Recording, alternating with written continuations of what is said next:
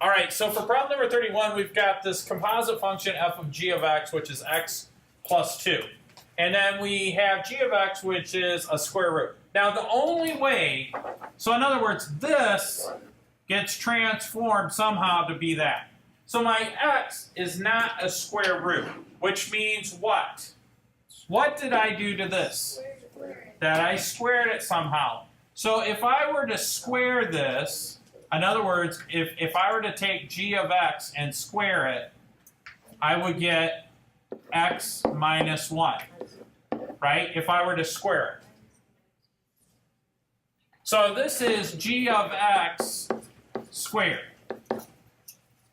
Now, I could plug that in, sort of, and then work backwards from there. Okay? Well, now, how would I end up with this positive 2 then? Add 3. I'd have to add 3. Does that make sense? So, technically, this is equal to g of x squared plus 3. Right?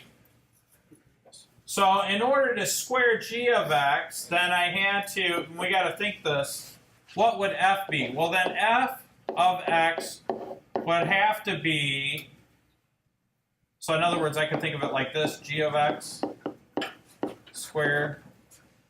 So f of x would just be x squared plus 3. Now, there is an analytical way, but it's kind of almost easier to do it this way, right?